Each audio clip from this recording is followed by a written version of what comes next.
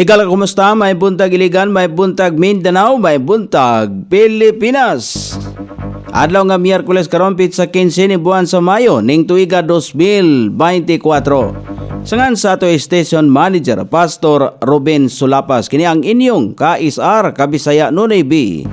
Ang mahatod sa hanay sa balita sa alas 7. O karon sa uluhang tudling sa ato mga balita, duha dakpans paggamit og ginadiling droga. Lalaking mibunot og pusil sa checkpoint, dakpan, droga o granada nakuha gikan kaniya. Ang Sugar Regulatory Administration nagpahimangno sa posibleng risgos panglawas sa smuggled nga magic sugar. China, gipanghimakak ang reclamation activities sa Escuda Shoal. Ex-Senador Trillanes gikasuhan og libel sila si Roque, Banat Bay, SMNI og uban pang individual.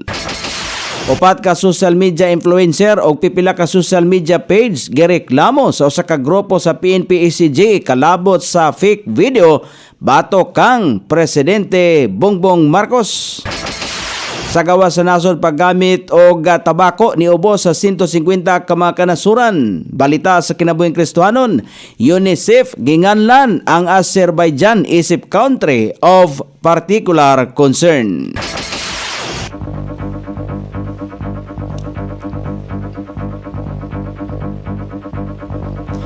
Ini ang uluhang tudling sa atong mga balita nga dalit kanato ning istasyon.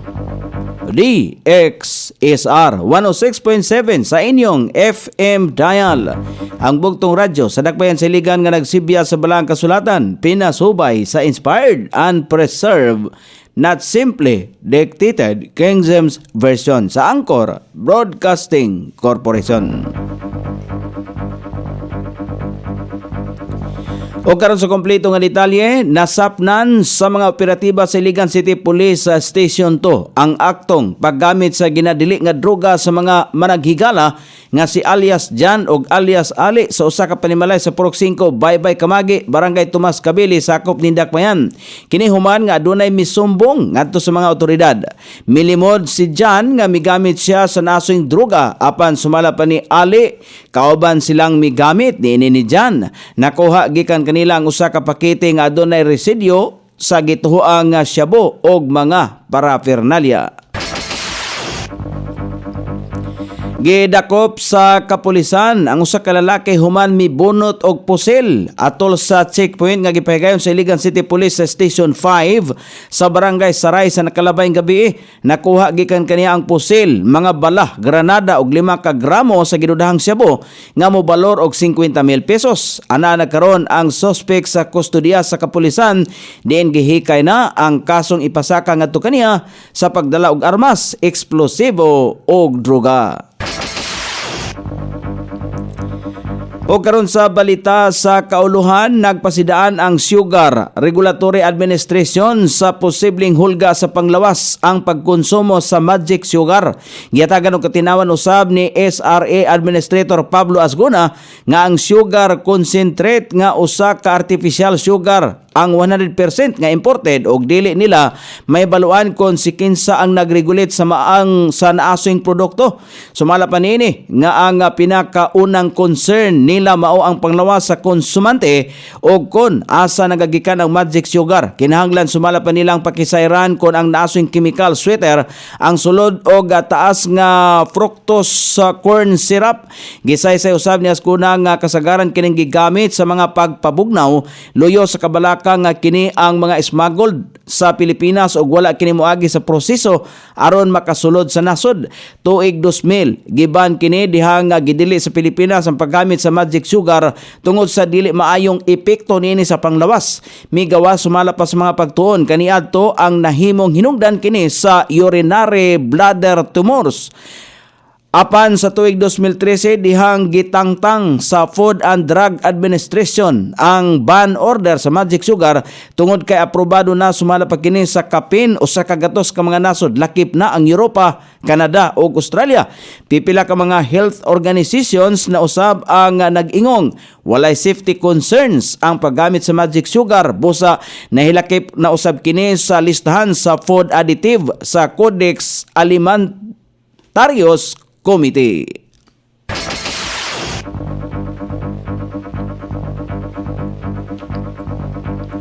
Padayon sa balita nga nahipos karubutaga sa kauluhan paghapon gipanghimakak sa China nga naghimo sila og reclamation activities sa Escoda Shoal sa West Philippine Sea. Sa subay sa mga taho gikan sa Philippine Coast Guard nga nagtukod kini og artificial island sa lugar. Gisulti ni Chinese Foreign Ministry spokesman Wang Wenbin nga ang akusasyon sa Pilipinas ang pulos chismis lamang og sumala pa ay mga irresponsableng aligasyon aron daoton ang China o i-mislead ang international community. Gipadayag usab sa Chinese official nga dili sumala pa mulampos ang pagsulay sa Pilipinas nga magpakuyanap og chismis. Samtang una nang gisulti ni Philippine Coast Guard spokesman J. Tariela nga gideploy sila sa ilahang barko sa Shoal nga usa ka meet-up point alang sa mga barko nga nagdala og resupply mission sa gipasangad nga BRP Sierra Madre aron mapugnan ang China gikan sa reclamation activity nini. Kini human nga madiskubrihan sa Philippine Coast Guard ang nagtapok nga patay og nangadugmok nga coral sa sandbars sa Sabina Shoal. Gibutyag usab sa Armed Forces of the Philippines nga milihok ang Philippine Coast Guard aron i-deploy ang BRP Teresa Magbanwa ang pinakadakong barko nini aron mapugnan ang pagsulay sa reclamation activity sa China sa naasoyng lugar.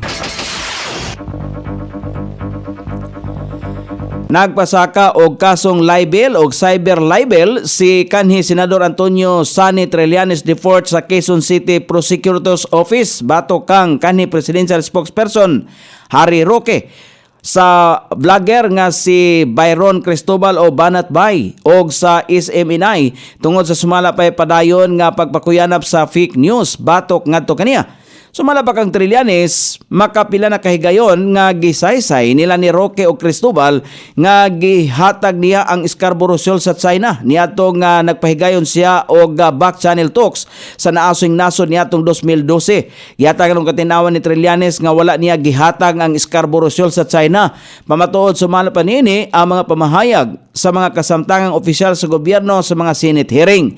Bisan pa manini padayon gihapon kining ipamugos nila ni Roque aron ilihay ang pagbasol gikan sa administrasyon ni kanhi Presidente Rodrigo Duterte. Gawas pa nini nagpasaka usab si Trillanes og kaso batok sa usa ka Davao businessman nga nibutyag sa usa ka interview nga gibayaran kon bayaran sumala pa siya ni Trillanes sa bugti sa pagkahimong fake witness batok kang kanhi Presidente Duterte. Nahilakip usab kon gihilakip usab niya ang pipila ka host og executive sa media network nga SMNI tungod sa pag-iri sa nasong interview.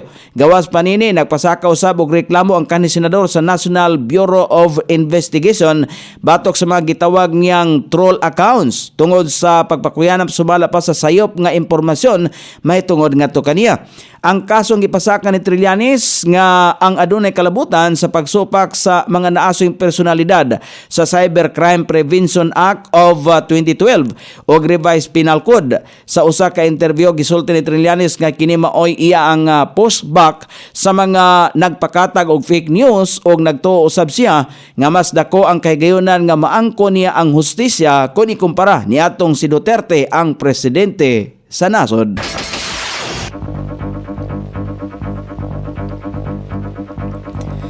Gireklamo sa kapisanan sa social media broadcaster sa Pilipinas ngadto sa Philippine National Police Anti-Cybercrime Group ang mga malapason nga nagpaluyo sa deep fake video ni Presidente Ferdinand Marcos Jr. Sumala pa sa chairman sa nasong grupo nga si Dr. Raymond na Apacible Aragon nga gipakuyanap ang mga piking balita nga mamahimong adunay implikasyon sa national security sa hinungdan nga mamahimo kining maka-impluwensya sa pagtuo sa katawhan.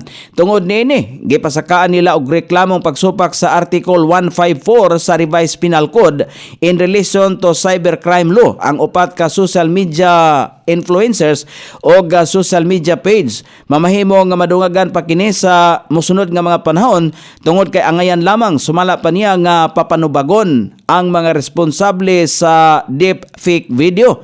Samtang gawas pa nini kasamtangan na usab nga nakigalayo na ang naasong grupo ngadto kang Department of Interior and Local Government Secretary Benjamin Abalos Jr. mahitungod nini.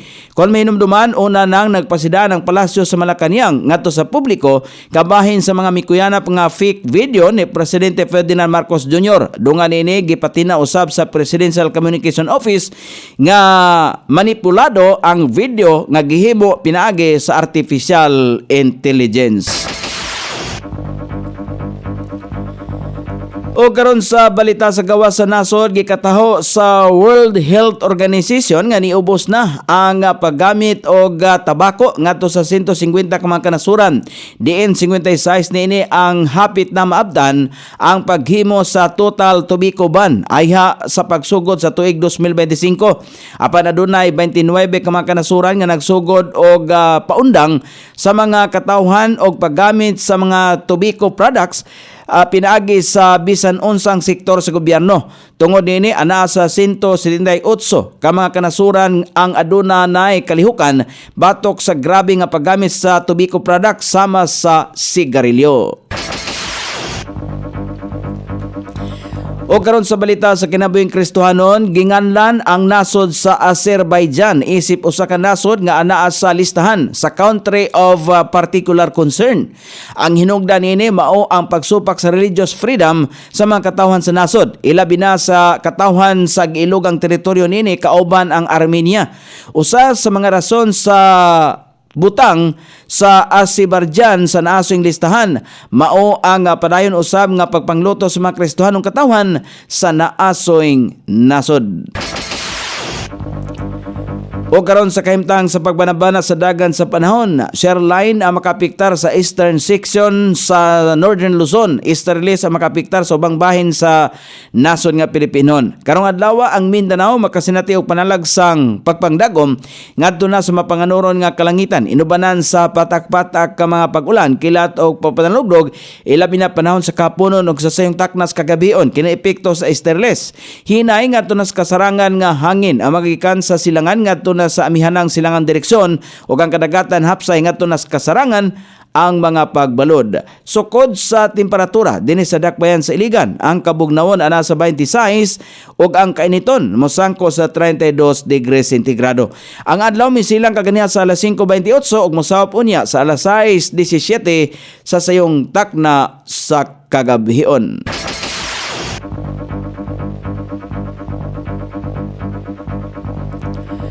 Inyong nabati ang kinatibuk ang hanay sa balita sa alas 7 nga dalit karato ning istasyon. DXSR 106.7 sa inyong FM dial.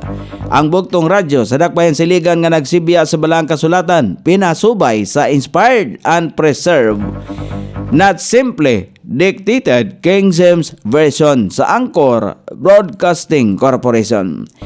Sangan sa tigsuwat sa atong balitang international ug sa kinabuhing Kristohanon, Pitch Jan sa balita lokal Coney Island sa ato station manager Pastor Robin Sulapas. Kini ang inyong KSR Kabisaya Nonay B. Magpasalamat og moingon. Maayong buntag, Iligan.